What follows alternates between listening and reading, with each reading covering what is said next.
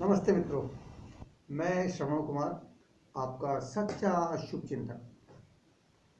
और कुछ लोगों को तो ये बात सुनकर अचंभा होगा, ये कौन आ गया भाई मेरा शुभचिंतक।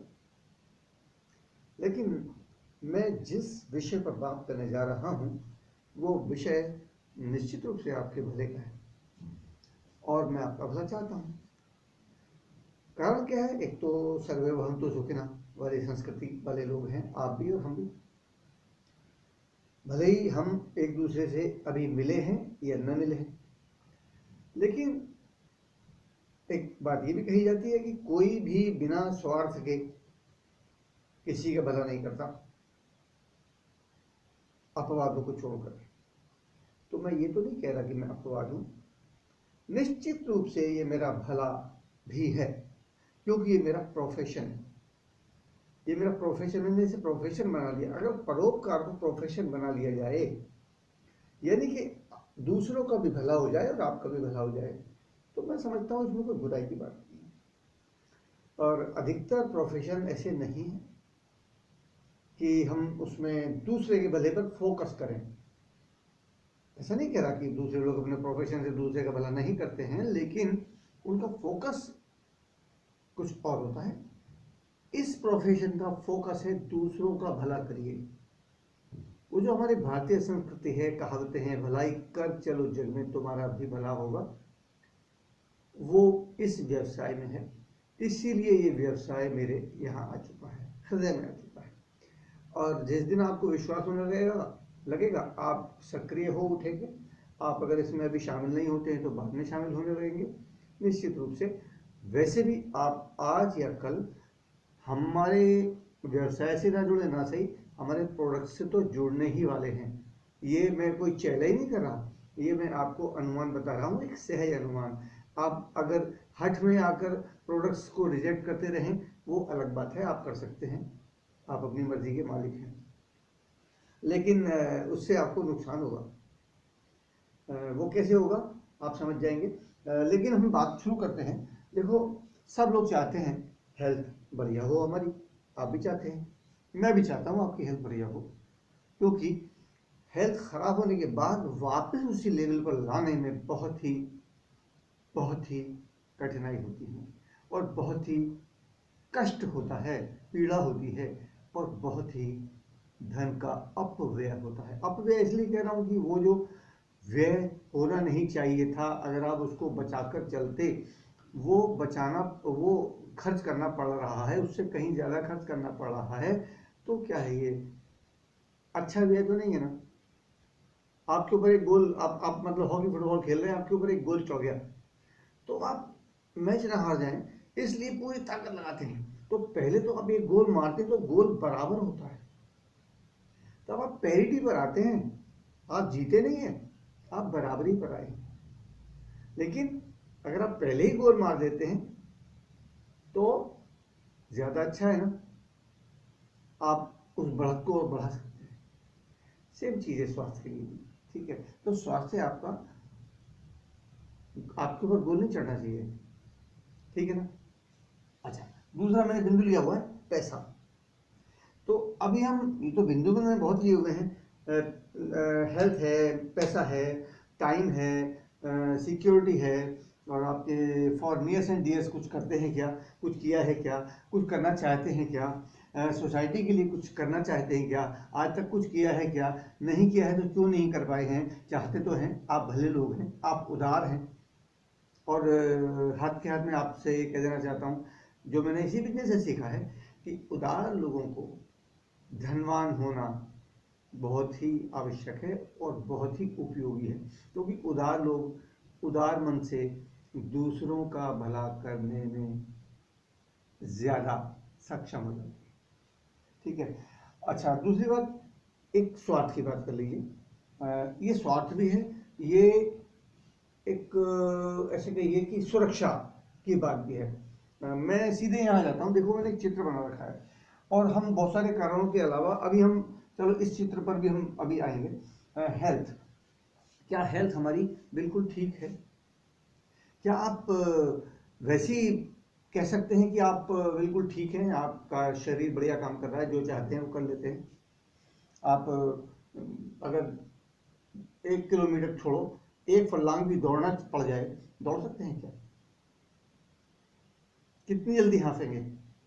यानी कि स्टेमिना कितना है? वो जो टीएमटी का टेस्ट होता है वो क्या है? उसमें अधिकतर लोग फेल क्यों हो जाते हैं? क्योंकि आदत नहीं है आपकी चलने की, और तेज चलने की आदत नहीं है, दौड़ने की आदत नहीं है, तो स्टेमिना खत्म हो गया, सांस फूलेगा ही फूलेगा, टीएमटी टेस्ट फेल होगा। तो थोड़ी थोड़ी आदत डालते रहेंगे। वैसे भी 4 पिलर्स ऑफ गुड हेल्थ होते हैं। अच्छा, लेकिन मैं उधर नहीं जाऊंगा, मैं सिर्फ ये जाऊंगा कि हम हेल्दी समझते हैं अपने आप को, क्या हेल्दी हैं। और इससे आप ये अंदाज़ा लगा सकते हैं। वैसे तो मैं सबसे पहले आपसे ये कहूँगा, ये अनुरोध करूँगा कि आप, एक पुस्तक आती है मार्केट में, क्या आपका डॉक्टर पोषक तत्वों के बारे में जानता है, लेकिन इसका इंग्लिश में जो टाइटल वो भयंकर है, what your doctor doesn't know about nutritional medicine may be killing you, by doctor restrain MD. और बहुत ही वरिष्ठ डॉक्टर हैं वो, तो उनका ये पुस्तक आप अवश्य पढ़ें। और मैंने एक बार, क्योंकि उस समय हिंदी में नहीं मिली थी तो मैंने इंग्लिश में ली थी, वो एक बार पढ़ी, और बहुत समय के बाद फिर वो मुझे हिंदी में मिल गई तो मैंने वो हिंदी में पढ़ी। और उसके बाद तो मैंने बीच बीच में से चैप्टर वाइज थोड़ी थोड़ी पढ़ी है। और मुझे हर बार लगता है कि अरे इतने दिन से मैंने इसको नहीं पढ़ा, मैंने कितना अपना हानि कर ली, मैंने कितना ज्ञान वृद्धि कर सकता था, मैं नहीं की। चलो, तो अभी हम हेल्थ पर ही बात करें। देखो, इससे आप अंदाजा लगा सकते हैं कि 2012 की बात है। 2012 में राजीव दीक्षित जी हुए हैं, उन्होंने एक आंकड़ा बताया है। उन्होंने मिनिस्ट्री ऑफ हेल्थ को कुछ लिखा था, और उन्होंने बदले में उनको, बदले में से मतलब उत्तर में उनको एक पुलिंदा भेज दिया 500-600 पन्नों का। तो एक पूरी सीडी है वैसे उनकी, लेकिन उसमें मैं जो जो बीच काम की बात लगी मुझे, वैसे वो सारी बातें काम की उनकी, लेकिन मुझे जो याद रहेगी ऐसा समझ लीजिए। तो उन्होंने बताया कि 2012 में उन्होंने आबादी बताई थी देश की 112 करोड़ लोगों की, और 112 करोड़ में बोले 20-25 करोड़ ही ऐसे हैं जिन्हें आप स्वस्थ की श्रेणी में रख सकते हैं। यानी कि साउंड हेल्थ उनकी भी नहीं है, रख सकते हैं। तो आप अंदाजा लगा सकते हैं कि 20-25 करोड़ 112 करोड़ में से, तो 20% कह सकते हैं आप। इसका मतलब क्या है? 80% लोग किसी न किसी छोटे या बड़े रोग से ग्रस्त हैं। ये ऑफिशियल आंकड़ा है। इसमें भी बहुत से ऐसे लोग होंगे, जैसे डायबिटीज के आंकड़े हैं, तो डायबिटीज में बहुत सारे ऐसे लोग होते हैं जिनको ये पता ही नहीं कि हमें डायबिटीज है। क्यों? एज वाइज वो समझते हैं अभी मुझे कहाँ से आ जाएगी डायबिटीज, लेकिन बहुत सारे ऐसे फैक्टर हैं जिसके कारण से डायबिटीज हो जाती है, और जिसमें सबसे बड़ा फैक्टर तो लाइफस्टाइल ही है। खाने पीने का तरीका, खाने पीने का मटेरियल, खाने पीने का समय, खाने पीने, कुकिंग का तरीका वगैरह वगैरह। और तो हेल्थ का हम अंदाजा, ये आपको लग गया होगा कि 2012 में 112 करोड़ थे, आज तो हम 135 करोड़ के करीब हैं। तो ये आंकड़ा बढ़ ही गया होगा, लेकिन परसेंटेज वाइज आप कह सकते हैं कि 20% लोग ही केवल स्वस्थ हैं। तो आप उन 20% में से किस आधार पर अपने आप को गिनते हैं कि आप स्वस्थ हैं? ये चश्मा भी अगर लगा हुआ है ना, तो ये स्वास्थ्य की निशानी नहीं है, ये आंखों की कमी की निशानी है। तो आप अपने आप को अगर स्वस्थ गिनते हैं तो भाई दोबारा सोच सकते हैं। या कॉन्स्टिपेशन रहना, कॉन्स्टिपेशन स्वास्थ्य की निशानी है क्या? चौंध लगना आंखों में स्वास्थ्य की निशानी है क्या? या ठीक से दौड़ ना पाना, या मसल पुल हो जाना, या घुटनों में थोड़ी प्रॉब्लम होना? डायबिटिक वगैरह तो ये ऐसी बीमारियां हैं जो और बीमारियों का मतलब कैरियर है, लाने वाली हैं, दूसरी बीमारियों को उत्पन्न करती हैं। बीपी है, बीपी में भी आज की तारीख में 20 करोड़ से ऊपर लोग बीपी के घोषित मरीज हैं। और बीपी कितना खतरनाक होता है आपको मालूम होगा। और अक्सर लोग धोखे में मारे जाते हैं। मारे जाने का मतलब क्या है? स्ट्रोक वगैरह हो जाता है उनको, हेमरेज वगैरह हो जाता है उनको। क्यों? क्योंकि वो समझते हैं कि मैं ठीक हूँ, अभी बढ़ता हुआ सा दिखाई देगा, मैं दवाई दे दूंगा। ये क्यों? अंग्रेजी दवाई। साइड इफेक्ट होती है। इस लॉजिक से लोग से अब करते तो है, लेकिन बीपी है आप या तो कुछ और करिए, फिजिकल करिए, आप योग करिए, प्राणायाम करिए, समय तो शरीर को देना पड़ेगा। चलो अब हम फिर उस टॉपिक पे आते हैं जिसके कारण से मैं बात करने खड़ा हुआ हूँ। तो आप परसेंटेज वाइज देख लिया। दूसरी बात क्या है कि हम जो भी खा पी रहे हैं, अभी तो मैं पैसे पे तो बाद में आऊँगा, टाइम पर बाद में आऊँगा। जो हम खा पी रहे हैं उसमें पोषण कितना है? क्या 50-60 साल पहले पोषण ज़्यादा अच्छा था या आज ज़्यादा अच्छा है? हमारे जो बुजुर्ग खा गए वो हमें मिल पा रहा है क्या? नहीं मिल पा रहा। क्यों? क्योंकि पहले देसी खाद हुआ करते थे, पहले केमिकल फर्टिलाइजर्स वगैरह नहीं होते थे, और न ही ये पेस्टिसाइड वगैरह का समय आया था, न ही शायद इतने थे तो राख वाख से वो सब कर लेते थे, कैसे नीम के पत्तों से या किस किस तरह से करते थे, या नहीं कर पाते थे, या नुकसान उठाते थे, क्या करते थे, इतना विस्तार से मुझे नहीं मालूम है। और लेकिन फिर भी इतना तय है कि जहर नहीं था। केमिकल फर्टिलाइजर जो है ना, एनकेपी फर्टिलाइजर्स, हमारे भोजन का अधिकतम न्यूट्रिशन खत्म कर देते हैं। और ये तो वैज्ञानिकों द्वारा पुष्टि हो चुकी है कि बहुत सारा जो मिनरल्स वगैरह होते हैं मिट्टी में से कम है। वैसे भी सारी मिट्टी में, सारे देश में एक से मिनरल्स वगैरह नहीं होते, कोई चीज़ कहीं ज़्यादा होती है, कोई चीज़ कहीं ज़्यादा होती है। तो अगर मिट्टी में मिनरल नहीं है तो पौधों में नहीं होंगे, पौधों में नहीं होंगे तो हमारी थाली में कहाँ से आ गए? तो इसका मतलब क्या है? जो हमारे बुजुर्ग को वो स्वास्थ्य होता था वो मिट्टी से आ जाता था, पौधों के थ्रू, अनाज के थ्रू उनको मिलता था। लेकिन अब केमिकल फर्टिलाइजर्स और मिट्टी में बल्कि जहर हो चुका है। जहर कैसे? भाई पेस्टिसाइड छिड़का तो सारा पौधे में थोड़ी जाता है, जमीन में भी तो आता है। वो पेस्टिसाइड जमीन में मिल गया, तो जमीन में अगर पेस्टिसाइड मिला है, आप साल भर में 4 तक, नहीं तो 3 तो आम बात है, 4 तक फसल लेने लगे हैं, तो उतनी ही बार आप दवाई छिड़केंगे, उतनी ही बार आप केमिकल फर्टिलाइजर लेंगे, तो मिट्टी जो है वो भी धीरे धीरे मृत होती जा रही है, कठोर होती जा रही है। तो कल्लड़ भी बोल देते हैं जिसको। तो क्या हो रहा है? वो न्यूट्रिशन ऊपर की मिट्टी से तो कम से कम गया, और इतने गहरे में आपकी जड़ नहीं जाती, वो भी कठोर हो गई है। जड़, मिट्टी कठोर हो गई तो जड़ें अपने उसमें जगह नहीं बना पाती नीचे जाने को, जो पर्याप्त जितना जा सकती थी वो भी नहीं जाती हैं। तो उनकी जो प्रजाति है वो घट रही है, खराब हो रही है। ऐसी हमारी हो रही है, हमारे बच्चों की ग्रोथ घट रही है। लेकिन हम अखबार पढ़ते हैं और हम देखते हैं कि अरे क्या करें, बाजार से लाते हैं हम, टीवी के विज्ञापनों से प्रभावित होके बड़े बड़े इम्प्रेसिव विज्ञापन बनाते हैं वो। और वो अभी ये नहीं मालूम कि ब्रेड पे भी अगर लिखा हुआ है ना विटामिन ये एडिड, तो उसमें ये नहीं लिखा गया है कि इसमें ये विटामिन गायब हो गए थे प्रोसेसिंग में, ऊपर से लिख दिया आपने, कहा इसमें ये है बस। तो इस तरह से हम पढ़ लिखने के बावजूद बहकाए जा रहे हैं। अब तथ्य जो हैं वो तो हैं ही, उन तथ्यों को आप या मैं बदल नहीं सकते, लेकिन ये भी तथ्य है कि ये हमें पता चल जाए कि हमारे खाने में से न्यूट्रिशन अगर कम हो गया है तो उसकी पूर्ति अगर हम नहीं करेंगे तो क्या होगा। फॉर एग्जाम्पल, हमारे भोजन में अगर विटामिन ई नहीं है तो जिस व्यक्ति को विटामिन ई पर्याप्त मिल रहा है उसकी तुलना में जिसको पर्याप्त नहीं मिल रहा है, तो नहीं मिलने वाले को डायबिटीज होने की आशंका 5 गुनी हो जाती है। अब ये बात तो पता नहीं ना आपको या मुझे कैसे पता चल गई? मैं पढ़ता हूँ इसमें, मुझे शौक भी, मुझे आपको बताने का भी दायित्व है, लेकिन प्रेशर नहीं है। मैं स्वयं बना रहा हूँ कि मैं लोगों को बताऊँ, लोगों को जगाऊँ, ये मेरा व्यवसाय है। इस व्यवसाय से मुझे फ़ायदा होता है, इसलिए मैं लोगों को जगाता हूँ, और मैं चाहता हूँ दूसरे लोग भी इसका फ़ायदा उठाएं, और जन जन तक पहुँचाएं बात। अच्छा, लो सेलेनियम, ये भी एक खनिज है। Low selenium, high risk of cancer. Copper कम है तो आपके सेल्स में एनर्जी कहाँ से आएगी? तो मिनरल्स, बल्कि मिनरल्स तो ऐसे हो जाते हैं, सोडियम की कमी हो जाए तो लेने के देने पड़ जाए।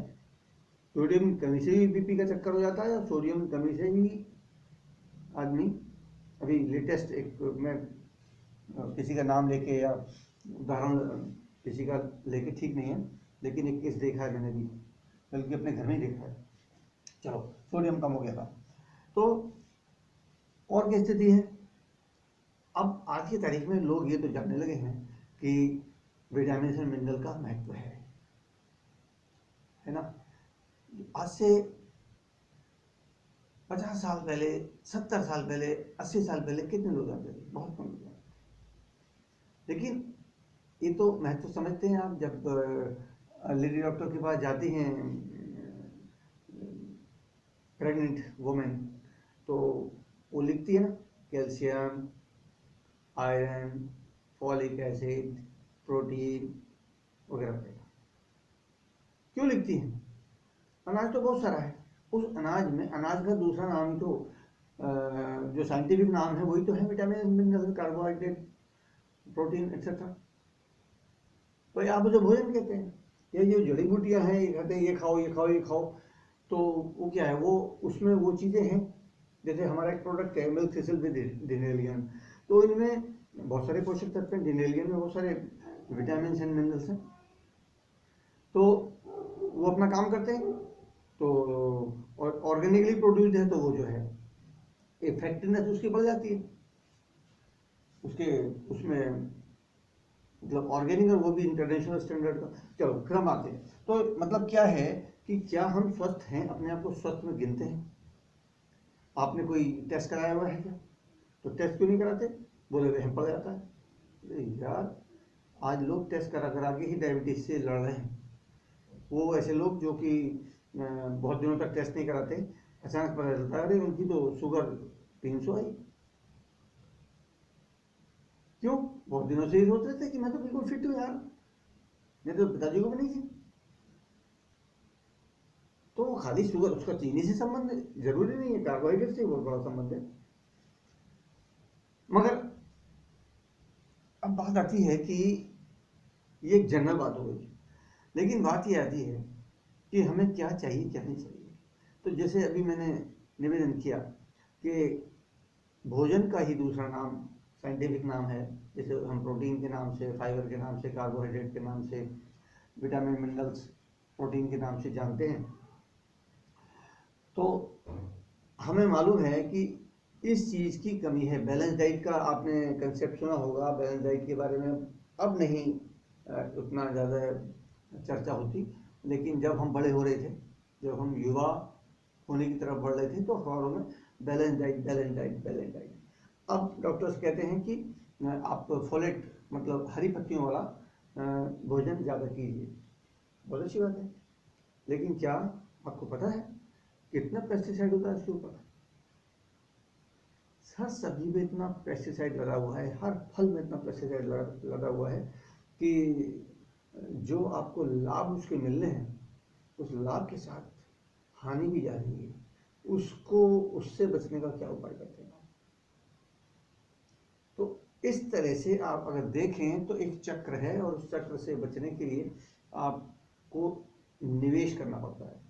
आज निवेश के लिए क्या चाहिए? मनी। यहाँ मनी का ऐसा नहीं है बैंक में जाके एफडी करवा दिया, म्यूचुअल फंड में कुछ खरीद लिया। निवेश का मतलब ये है आपको बदले में स्वास्थ्य मिलता है। उस पैसे को खर्च करने से आपका पैसा बर्बाद होने से बचता है बीमारियों में। तो वो निवेश न केवल सार्थक है बल्कि आवश्यक भी है। तो यहाँ हम बात कर रहे हैं हेल्थ की, हमने छोटी मोटी बात कर ली। और दूसरी बात क्या है, पोषण हमारे भोजन में नहीं है। इसका एक प्रमाण के रूप में मैं दीक्षित जी का ही एक उदाहरण दूंगा, जो उन्होंने बताया कि हमारे जो, उन्होंने अपने कुछ साइंटिस्ट मित्रों के साथ में मिलकर एक परीक्षण किया। उस परीक्षण में उन्होंने कुकर में, प्रेशर कुकर में बनाई गई अरहर की दाल का पोषण जो है, न्यूट्रिशन वैल्यू जो निकाली वो 13% थी। तो 13% मतलब अरहर की दाल में पहली बात तो ये है कि कितना विटामिन होता है, कितना प्रोटीन होता है। हम लोग कहते हैं हम दाल खा रहे हैं भाई, प्रोटीन की जरूरत है, दाल खा रहे हैं, तो इसके लिए पैमाना है, इसके लिए भी स्केल बनाया गया है, आरडीए बनाया गया है, और वो है 1 ग्राम पर केजी पर बॉडी वेट। एक मोटा सा है, वरना तो एक नॉर्मल वर्किंग पर्सन के लिए 1 ग्राम पर केजी पर बॉडी वेट है। अगर वो खिलाड़ी है तो कम से कम 1.5 ग्राम है, नहीं तो 2 ग्राम तक चलता है, उसके डिपेंड करता है कितनी मेहनत करते हैं वो। नहीं तो बच्चों के लिए 1.5 ग्राम पर केजी पर बॉडी वेट तो है ही, क्योंकि बढ़ती हुई आयु होती है और वो एक्टिविटी भी उनकी बहुत होती है। और प्रेग्नेंट लेडीज़ के लिए 1.75 ग्राम पर केजी पर बॉडी वेट है, क्योंकि 2 जने हैं। लैक्टेटिंग वुमेन के लिए भी 1.75 ग्राम पर केजी पर बॉडी वेट है। लेकिन आप कैलकुलेट करेंगे, मैं इस समय नहीं कर रहा, तो on an average 30 gram protein की कमी एवरेज है हर व्यक्ति में। इसीलिए 80 से 90% भारतीय प्रोटीन डेफिशिएंट हैं। और एक बात और, वो जो प्रोटीन मिल रहा है हमें भोजन से, वो परफेक्ट प्रोटीन नहीं है। परफेक्ट प्रोटीन कब होता है? जब 9 एसेंशियल अमीनो एसिड्स होते हैं।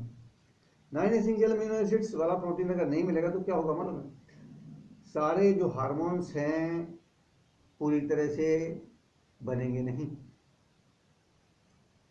बनेंगे भी जितने, वो पूरी तरह से सक्रिय नहीं होंगे। ओमेगा 3 नहीं होगा तो आपके हार्मोन्स पूरी तरह से काम नहीं कर पाएंगे। और एंजाइम्स के बिना तो जीवन ही संभव नहीं है। एंजाइम भी एक प्रकार के प्रोटीन है, लेकिन एंजाइम के बिना तो जीवन ही संभव नहीं है। और एंजाइम भी तब ही ढंग से बनते हैं जब 9 एसेंशियल अमीनो एसिड्स वाला प्रोटीन होता है आपके भोजन में, और वो भोजन में है नहीं, तो आप बाहर से नहीं लेंगे तो क्या करेंगे आप? बच्चों की जो ग्रोथ घट रही है उसका क्या कारण है? एक तो प्रोटीन की डेफिशिएंसी, और ऊपर से जो परफेक्ट प्रोटीन है उसका ना होना। तो ये आप सोचते हैं कि यार मेरे बेटे की हाइट इसलिए नहीं बढ़ेगी ज़्यादा क्योंकि मेरी हाइट नहीं बढ़ेगी। जरूरी नहीं है। अगर आपने 9 एसेंशियल अमीनो एसिड्स वाला प्रोटीन का सेवन नहीं किया है तो आपकी भी हाइट नहीं बढ़ी। आप खिला के तो देखो, आपको पता चल जाएगा। और मैं तो ये कहता हूँ कि 2 बराबर के बच्चे ले लो, उसमें से एक को दीजिए आप। अपने बराबर के नहीं होंगे आपके, क्योंकि हर एक घर में जुड़वा नहीं होते, तो भाई बहन होंगे, भाई होंगे 2, और दोनों की उम्र में थोड़ा सा फर्क होगा, साल भर का, 2 साल का, 3 साल का, जितना भी है वो आपको अनुमान लग जाएगा। आप दोनों में से जो दोनों में से एक आपको कम ग्रोथ वाला लगेगा उसको खिला लो। और अंतर तो आपको 1 महीने में लग जाएगा, लेकिन 3 महीने में ढंग से अंतर लग जाएगा। ठीक है? तो और 1 महीने में भी अंतर लग सकता है, स्पष्ट लग सकता है, उसकी खुराक पर्याप्त देंगे तो, जो हम बताएंगे। तो ये आपको न्यूट्रिशन का महत्व का पता चल जाएगा। तो प्रोटीन डेफिशिएंट है अधिकतर पब्लिक, लगभग 80% लेडीज एनीमिक है, 90% प्रेग्नेंट वुमेन एनीमिक रहती हैं। और उनके एनीमिक रहने का मतलब क्या होता है? बच्चे में पूरा असर पड़ता है, उसके न्यूरोलॉजिकल डेवलपमेंट में प्रॉब्लम आती है। अक्सर बच्चे ठीक से, मतलब जो मस्तिष्क की का विकास होता है उसका, उनका विकास नहीं हो पाता, वो अंडर डेवलप रह जाते हैं, न्यूरो प्रॉब्लम। फिर बच्चे, माँ बाप उनका इलाज कराते हैं, कितना पैसा लगाते हैं, लेकिन वो बात नहीं आ पाती है, नॉर्मल वाली भी नहीं आ पाती है आसानी से। तो ये है कैल्शियम की स्थिति, तो सबको ही मालूम है, हड्डियाँ कमज़ोर हो रही हैं। और इसका अंदाज़ा लगा सकते हैं आप कि जो बच्चे जाते हैं, ये युवक हमारे, पुलिस की, पीएससी की भर्ती में, आर्मी की भर्ती में, तो 25% तो रिजेक्ट हो जाते हैं पुलिस और पीएससी की भर्ती में। तब क्यों? उनकी हड्डियों का वॉल्यूम परफेक्ट नहीं पाया जाता। और जबकि जो उसकी तैयारी कर रहा होता है, भर्ती के लिए मेहनत कर रहा होता है, वो अपनी खुराक को एकदम प्रॉपर कर लेता है 6 महीने पहले से। तो 6 महीने में भी अगर उनका हड्डियों का पैमाना ऐसा रह गया, तो आप समझ सकते हैं कि जो शहर के रहने वाले बच्चे हैं और पर्याप्त विटामिन, खनिज, उनको कैल्शियम भी नहीं मिल रहा है, उनका क्या हाल होगा? आज 25 साल के युवक की हड्डियाँ 40 साल के प्रौढ़ के समान हो रही हैं। तो आप उनकी एज कितनी घटा रहे हैं उनको पर्याप्त कैल्शियम ना देके? ठीक है ना? तो ये महसूस करने की बात है। और इसके अलावा भी बहुत सी बातें हैं, जैसे कि हार्ट के पेशेंट हैं हमारे देश में, अगर पूरी दुनिया में 100 हार्ट के पेशेंट हैं तो 60 भारतीय हैं। अफसोस की बात यह है कि नहीं है। डायबिटिक कैपिटल हो ही चुका हमारा देश।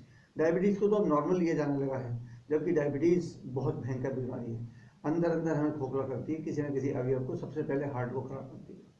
जितने भी लोग अपने आप को समझते हैं कि मैं ठीक हूँ, मुझे डायबिटीज़ नहीं है, जब लोगों को पता चलता है पहली बार कि उनको डायबिटीज़ हो गई है, उसमें से 60% लोग हार्ट के पेशेंट हो चुके होते हैं। तो ऊपर से तो हम ठीक है, दीमक यानी कि रोग, यानी कि फॉर एग्जांपल डायबिटीज, ये अंदर में खोखला करते हैं। तो अपने आप को बिल्कुल स्वस्थ समझने में और स्वस्थ रहने में बहुत फर्क होता है। हमारे सेल्स के अंदर प्रक्रिया चल रही होती है, जिससे हम दिनों दिन एजेड होते हैं, बूढ़े होते हैं। साफ साफ सुनिए तो वो एजिंग प्रोसेस जो है, वो प्रोसेस हमारे शरीर में चलता रहता है, सेल्स में चलता रहता है। तो उस प्रोसेस के अगेंस्ट अगर आप काम नहीं करेंगे, तो कि जो चीज़ें हमारे भोजन में नहीं हैं वो उसकी वजह से जल्दी बढ़ा पाएगा, तो क्या होगा। कहने को आज एवरेज एज बढ़ी है क्योंकि जागरूकता बढ़ी है, लोग जागरूक हो रहे हैं, पढ़ रहे हैं, सुन रहे हैं इसके बारे में, हेल्थ कॉन्शियस हो रहे हैं, घूम रहे हैं, व्यायाम कर रहे हैं, ये एक अच्छी बात है। लेकिन कितने परसेंट लोग हैं, ठीक है ना। तो अभी तो मैं और टॉपिक पे नहीं आया, पैसे पे आया नहीं। तो अगर हमें पर्याप्त रूप से स्वस्थ रहना है, ऑप्टिमल हेल्थ लेनी है, तो हमें 3 चीज़ें मेन चाहिए। विटामिन मिनरल का एक साथ कॉम्बिनेशन आता है, प्रोटीन चाहिए ही चाहिए, और ओमेगा 3, ये फंडामेंटल है। हाँ, एक चीज़ और है, वो है फाइबर। फाइबर भी भोजन नहीं है। आजकल जो लोग बड़े बड़े शहरों में रहते हैं या रेडीमेड आटा लाते हैं, उसमें चोकर होता ही नहीं, चोकर फाइबर होता ही नहीं, तो उसकी वजह से बहुत सारी समस्याएं होती हैं। तो फाइबर आपको अलग से लेना पड़ेगा अगर आप स्वस्थ रहना चाहते हैं। तो फाइबर आपके वेट बढ़ने से भी बचाता है, आपको कोलेस्ट्रॉल के लिए भी बहुत बढ़िया है, मतलब कम आपका कम एब्जॉर्ब होगा शरीर में, ब्लड में। और कोलेस्ट्रॉल हो गया, वेट बढ़ने से भी रोकता है। डायबिटीज़ वालों के लिए तो रामबाण है फाइबर। तो ये 3-4 चीज़ें ऐसी हैं जो, इन रोगों से आप अगर बचे रहें तो आप बहुत सारे रोगों से अपने आप बच जाते हैं, ठीक है। और भी इंटॉक्सिफिकेशन वगैरह है शरीर का, उसके करने के लिए है। तो इन सब को अगर आप कॉस्ट वाइज लगाएं तो एक व्यक्ति का फल वगैरह खाने का है, वो तो हम खाते भी हैं, तो बहुत कम खाते हैं, और खाते हैं तो उसमें पेस्टिसाइड खाते हैं, वो भी हमें बदले में कुछ और नुकसान पहुंचाते हैं। अगर हम बीमार पड़ते हैं और जो दवाई खाते हैं, वो दवाई भी हमें नुकसान पहुंचाती है। तो बहुत सारी ऐसी चीज़ें हैं जो कि जिनके बारे में हमें तभी पता चलता है जब हम उसकी स्टडी करते हैं, बात को ध्यान से सुनते हैं। तो क्या बेटर है, अगर आप अपने ऊपर खर्चा नहीं करेंगे तो फिर बीमारी के ऊपर खर्चा करना पड़ेगा। क्या अच्छा है अपने ऊपर खर्चा करना और स्वस्थ रहना।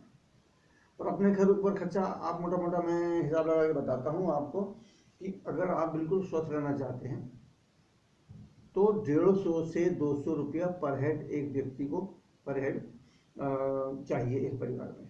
अगर 5 जनों का परिवार है तो 200 पंजे 1000, और 5 और 7.5, मतलब 700-800 रुपया पर डे का खर्चा है स्वस्थ रहने के लिए। इसमें अभी एयर प्यूरीफायर वगैरह मैंने शामिल नहीं किया है, वो भी खैर चलो 700-800 में हो जाएगा। तो 700-800 रुपये का मतलब क्या हो गया कि आपको इंटू 30 करो तो आपको 25,000 रुपया तो मोटा मोटा स्वास्थ्य को ठीक बनाए रखने के लिए महीने का चाहिए। लोग कहते हैं मैं संतुष्ट हूं। अरे भाई, मुझे इतनी बातें नहीं पता होती तो मैं भी संतुष्ट होता।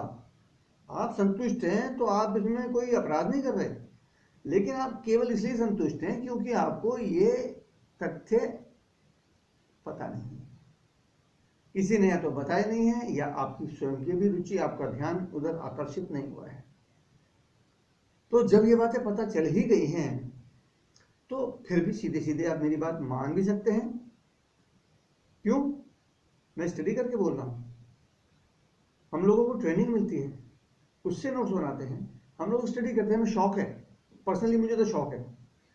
और क्योंकि मुझे नापसंद वाली चीज़ें बहुत ज़्यादा याद नहीं है, लेकिन कई बार ये बात आ चुकी तो इसलिए मुझे याद आने लगी कि नापसंद वाली चीज़ों में एक तो मुझे टॉप पे था कि मुझे डॉक्टर के यहाँ ना जाना पड़ा करे, यानी कि मैं बिल्कुल स्वस्थ रहना चाहता था मैं, और शायद डॉक्टर के यहाँ कोई भी नहीं जाना चाहता। तो नहीं जाना चाहते तो बहुत अच्छी बात है, बहुत बहुत बधाई हो आपको, लेकिन खाली इतने से कि मैं नहीं जाना चाहता इतना पर्याप्त नहीं है। There are 4 pillars of good health. तो proper exercise, proper rest, rest का मतलब साउंड स्लीप होनी चाहिए। अगर रात में आपकी नींद खुलती है, आँख खुलती है आपकी बार बार, तो ये अच्छे स्वास्थ्य का निशान नहीं, चिन्ह नहीं है। अच्छा, और पॉजिटिव मेंटल एटीट्यूड, अगर आप जल्दी से झल्ला जाते हैं, इरिटेट हो जाते हैं, चिड़चिड़ा जाते हैं, गुस्सा आ जाता है, तो एटीट्यूड पॉजिटिव कहाँ है? और अगर दुर्बलता है, अंदर से दुर्बलता है, खून की कमी है, ओमेगा 3 की कमी है, तो भी ऐसा होगा। क्रोध आने का एक कारण ये भी होगा। तो क्या हो गया? प्रॉपर न्यूट्रिशन नहीं है। तो प्रॉपर न्यूट्रिशन भी कुछ चीज़ें आपके कंट्रोल में है। प्रॉपर एक्सरसाइज करना, तो एक्सरसाइज करेंगे, नींद बढ़िया आएगी, और नींद बढ़िया आएगी तो आप फ्रेश रहेंगे कंपेरेटिवली काफ़ी, और न्यूट्रिशन होगा तो सब कुछ बढ़िया रहेगा। ऊपर के 3 भी बढ़िया रहेंगे अगर आपका न्यूट्रिशन प्रॉपर रहेगा, जिसकी मैंने बात की अभी खर्चा की, करीबन 25,000 रुपये खर्चा अगर 5 जनों का परिवार है तो चाहिए महीने का। तो आप समझ सकते हैं। अभी हम बाकी खर्चों का तो हमने जिक्र नहीं किया अभी तक, डे टू डे का, है ना। तो आप समझ सकते हैं कि आपको और पैसा होना चाहिए या नहीं होना चाहिए। ये तो साधारण सी बातें हैं। अभी स्टैंडर्ड ऑफ लिविंग की बात नहीं हो रही है, आपके मकान की बात नहीं हो रही है, कितना बड़ा हो, कितना भव्य हो और कितना सुंदर हो, आप पे व्हीकल कौन सी हो, यही हो या वो कोई और हो, मजबूरी में चला रहे हैं या आपको ये बहुत ज़्यादा पसंद है, इसका मॉडल ससुराल से मिला हुआ तो उसके अतिरिक्त ईएमआई पे तो नहीं है, व्हीकल है तो ईएमआई पे तो नहीं है, मकान है तो ईएमआई पे तो नहीं है।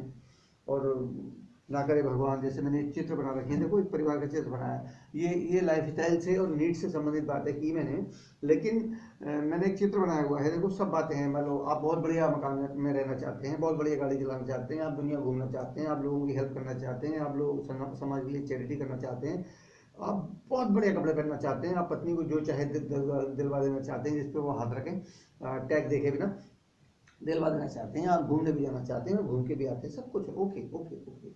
लेकिन आपकी इनकम क्या एक्टिव है या पैसिव है? एक्टिव का मतलब जब तक आप एक्टिव हैं तब तक पैसे आ रहे हैं, एक्टिव नहीं है पैसे नहीं आ रहे। आपके पास 4 डिग्री है, पीएचडी या डॉक्टरेट ले लो, आप डॉक्टर हैं, तो आप अगर 1 साल क्लिनिक पे ना बैठे, 1 साल छोड़िए 1 महीना क्लिनिक पे नहीं बैठे, तो इनकम आएगी क्या? नहीं आएगी ना। भले ही आप बैठेंगे नहीं, ऐसा नहीं करेंगे नहीं बैठे, वो मजबूरी भी जाती है। जैसे जॉब पे जाना मजबूरी है, नहीं जाएंगे तो जॉब कहेगा काम करना है करो, नहीं तो निकल लो। प्राइवेट सेक्टर में थोड़ा सा उसमें फर्क पड़ जाता है। अभी जो मतलब सरकारी या अर्ध सरकारी पब्लिक सेक्टर वगैरह है, तो अभी वहाँ ऐसा नहीं है कि जब चाहे कह दिया बॉस ने मत आना, लेकिन फिर भी बॉस तो बॉस ही है। Yes sir, okay sir, no sir, sorry sir, ये तो रहते ही। तो कहाँ बात चल रही थी हमारी कि क्या हम काम ना करें। अभी ये एक चित्र है जिसमें सब खुश हो रहे हैं, 3 बच्चे हैं, और मैंने यहाँ 2 बच्चे क्यों नहीं दिखाए? अरे यार 2 बच्चे भी कोई बच्चे हैं यार, एक यहाँ गया एक वहाँ गया, आप वैसे गए वैसी, धी जमाई ले गए और बहू ले गई पूत, दास कबीरा कह गए तुम रह गए ऊत की ऊत। यार कोई बात है चलो तो 3 बच्चे तो होने चाहिए, कहने को तो 3 है तो तीनों भी चले जाते हैं। मेरे साथ है, मेरी बेटी ससुराल चली गई है और दोनों बेटे जॉब पे हैं। बड़ा वाला मेरे साथ रहता है क्योंकि उसका जॉब ऐसा है, वो ऐसे ही लेता है कि घर पे आ जाओ शाम को, तो अक्सर घर ही रहता है, घर से ही जाना आना परिवार उसका रहता है हमारे साथ। तो अब बड़ा छोटा वाला आता रहता है, मगर फिर भी। अच्छा, अब ये जो है एक चित्र ये है कि जो सबसे पहले मुझे मेरे पे स्ट्राइक करा था कि यहाँ पर जो ब्रेड अर्नर है घर का, सिंगल होता है ना, ब्रेड अर्नर को कुछ हो जाए, ईश्वर ना करे कुछ हो जाए, तो क्या होगा? क्या हमारे नियर्स एंड डियर्स, हमारे नियर्स एंड डियर्स ही परिवार को संभालने वाले होते हैं? क्या इस लायक हैं वो कि वो अपना परिवार भी संभाल सके और हमारा परिवार भी संभाल सके? हैं क्या? कितने दिन तक? तो क्या होगा? बहुत से लोग ऐसे हैं जो दुनिया में तो हैं लेकिन बेड पे हैं। तो दुनिया में चले गए थे, दुनिया से चले गए थे, तो ये था भाई दुनिया से चले गए, बहुत दुख की बात है, मजबूरी है, अफसोस है, आर्थिक कमर टूट गई। लेकिन अगर वो बेड पे हैं तो क्या होगा? तो उनके ऊपर खर्चा भी होगा। और ऐसे में तो जो दोनों हस्बैंड वाइफ कमा रहे होते हैं ना, इस बिजनेस में मुकेश पटेल हैं। मुकेश पटेल असिस्टेंट इंजीनियर थे नर्मदा प्रोजेक्ट में, और उनकी वाइफ भी बेचते ऑफिसर थी, और दोनों उस साथ में एक काम वो और करते थे साइड बाई साइड। तो उससे भी उनको काफ़ी पैसा, मतलब ये सन 94-95 की बात होगी, उनके घर में करीबन इंडियन रुपीज में कन्वर्ट करके बोले तो 1.25 लाख 1.5 लाख रुपए के बीच में इनकम थी सारी, इनको मिला के बढ़िया इनकम थी। सन 95 में 1.25 लाख, 1.5 लाख छोड़ो, 1.25 लाख रुपया महीना, बढ़िया इनकम थी। तो सिर में दर्द हुआ मुकेश पटेल के, और डॉक्टर के पास गए, डॉक्टर ने पता नहीं क्या डायग्नोज किया और वो क्या दवाई देनी पड़ी कि वो बिस्तर से लग गए, धीरे धीरे धीरे धीरे धीरे पैरालिटिक हो गए। तो वाइफ को नौकरी मतलब नौकरी होने के बावजूद उनकी सेवा शुश्रूषा में लगना पड़ा। तो वो LOP यानी कि लॉस ऑफ पे पे रही, मुकेश पटेल का लॉस ऑफ पे होना ही था, अपना धंधा बंद हो गया, दोनों खाना खराब हो गए थे। जो नियर्स एंड डियर्स, उनकी CD सुनने लायक है। और मतलब कहने का ये है कि दोनों भी बेरोजगार टाइप हो सकते हैं, मीन्स दोनों की इनकम भी बंद हो सकती है। क्या होगा? जो लोग सोचते हैं हम तो दोनों जने जॉब कर रहे हैं, कोई चिंता की बात ही नहीं है, भैया है। और एग्जांपल दे दूं मैं, ये जो है समीर काकोडकर हैं, जो कांग्रेस की गोवा की मुख्यमंत्री रही, शशिकला काकोडकर उनके बेटे, तो बहुत अमीर परिवार है। तो वो बताते हैं कि वो बिजनेस में थे, उनके जो अपलाइन थे मिस्टर किंगरी, तो वो एंड उनकी वाइफ दोनों जने जा रहे थे, उनकी बेटी थी पीछे सीट पर, 3.5 साल की बेटी, और पता नहीं क्या हुआ, कैसे हुआ, उनकी गाड़ी एक पेड़ से टकरा गई और दोनों husband wife at the spot खत्म हो गए। बेटी के चोट आई, फ्रैक्चर हुआ था शायद हाथ में, और वो बच गई। तो क्या हुआ था? गए ना दोनों एक साथ। बेटी का क्या हुआ? वो क्योंकि एमवे में थे, उन एमवे ने फौरन एक ट्रस्ट बना दिया, कुछ इस तरह व्यवस्था कर दी कि थोड़ा सा उसके भरण पोषण के लिए जो जिन्होंने भी लिया था उनको हेल्प होती रहे, और ट्रस्ट बना दिया। और वो लड़की जब 18 साल की हुई है तो कितना पैसा आता है, क्योंकि उनके अपलाइन थे समीर तो डायमंड हैं, मेगा डायमंड है, तो उनका सारे वॉल्यूम पर रॉयल्टी जाती है, और भी उनके लेग्स थे जिन पे रॉयल्टी जाती है उस बेटी के पास आती है। यानी कि वो जिंदा नहीं है लेकिन उनकी बच्ची को पैसे की समस्या नहीं है। ऐसे और भी परिवार है। तो उसे कहते हैं सिक्योरिटी।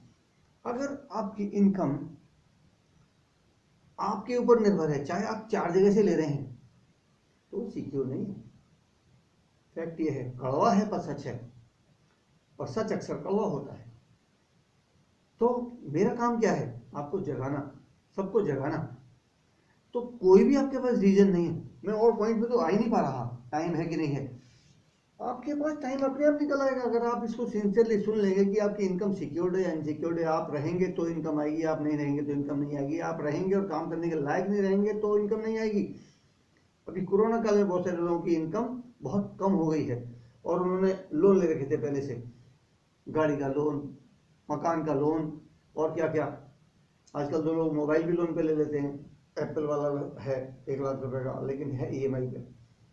तो ये जो दिखावे की जिंदगी चल रही है, ढोल है, बज रहा है, दिखाई दे रहा है, लेकिन अंदर खोखला है, वो जीवन चल रहा है लोगों का।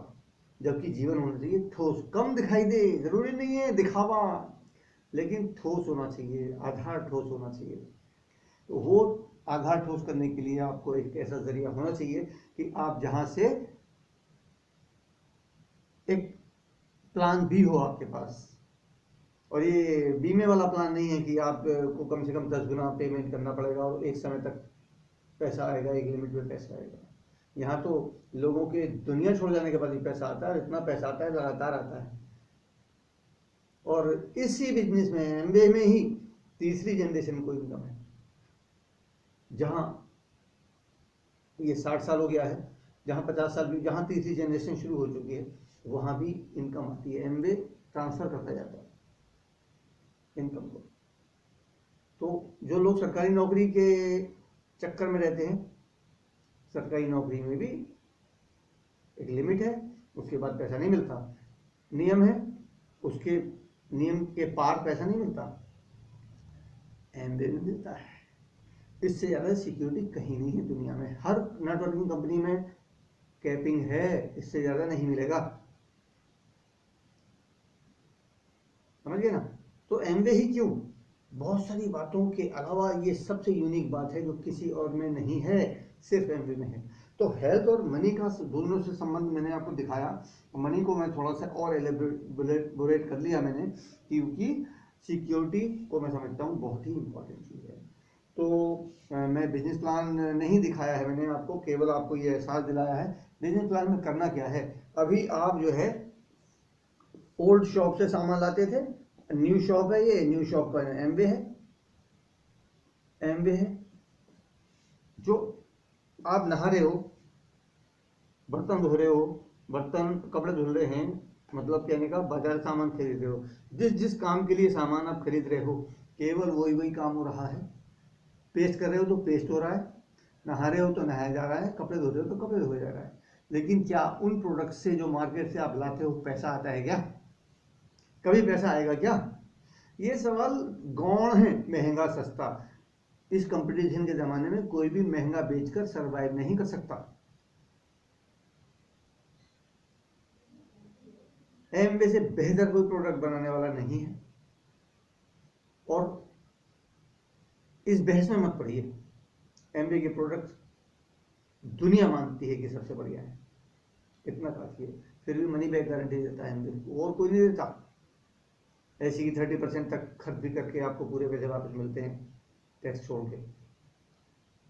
तो करना क्या है, वो वाले प्रोडक्ट्स लेने हैं जो आपको कमाई दें और सिक्योरिटी दें। अगर आप चाहते हैं तो, आपको ये बात जचती है तो, कि हाँ यार कमाई भी मिल रही है उसी काम के लिए, वही नहाना है, वही कपड़े धोना है, वही बर्तन धोना है, बट अगर इन प्रोडक्ट से धोएंगे, एमबीए के प्रोडक्ट से धोएंगे, तो इनकम आएगी, साथ में सिक्योरिटी बनेगी। इनकम आएगी, सिक्योरिटी बनेगी। तो मैं कौन से प्रोडक्ट लूं? क्या महंगा, क्या सस्ता? मैं कहता हूं थोड़ा सा महंगा मान लो। जो लोग समझते हैं बहुत महंगे हैं, वो मेरे पास आ जाएं, एंड आई चैलेंज देम। लेकिन अगर वो गलत हुए तो फिर क्या करेंगे? ज्यादा क्या करेंगे? एमबीए कर लेंगे। ओके, पर चैलेंज जैसे शब्द यूज करना नहीं चाहिए। फिर भी ये मेरा कॉन्फिडेंस बोल रहा है, मैं आपको हर्ट नहीं कर रहा, लेकिन आप यूज करेंगे तब पता चलेगा ना। एमबीए के बारे में एक कहावत है, एमबीए के प्रोडक्ट जब तक यूज ना करो तब तक महंगे, और यूज करो तो सस्ते। क्यों? पर यूज क्वांटिटी पता चल जाती है जब, तो महंगा लगना बंद हो जाता है। ठीक है? और क्वालिटी ही के पैसे हैं मार्केट में। पीला वाला वॉशिंग पाउडर भी आता है, और नीला वाला सबसे ज्यादा कॉस्ट का भी आता है। तो ज्यादा कॉस्ट वाला जो है लूट नहीं रहा आपको, और पीला वाला घर से नहीं दे रहा। जितना माल पड़ा होगा, जैसा माल पड़ा होगा, वैसा दाम लिया जाएगा। सो जितने कैरेट का गोल्ड होगा उतने कैरेट का पैसा होगा। ऐसा समझ लो, एमबीए के प्रोडक्ट के बारे में एक लाइन में है, जितने कैरेट का गोल्ड होगा उतने कैरेट का पैसा होगा। तो बस ज्यादा सोचने को नहीं है। मैं तो अभी 1 घंटे बोल सकता हूँ, और क्योंकि एमबीए यहाँ आ चुका। लेकिन सिंपल सी बात यह है कि आपको सिक्योरिटी चाहिए क्या? कहीं और से मिल सकती है क्या? किसी भी सरकारी, अरे सरकारी नौकरी मिलती होती ना तो आईएएस ऑफिसर इसमें नहीं आते।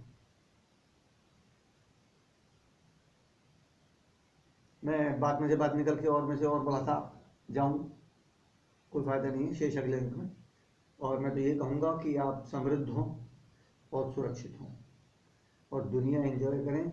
आपके पास पीस ऑफ माइंड हो, जो कि पैसे की कमी से पीस ऑफ माइंड नहीं होता है, स्ट्रेस रहता है। क्यों रहता है?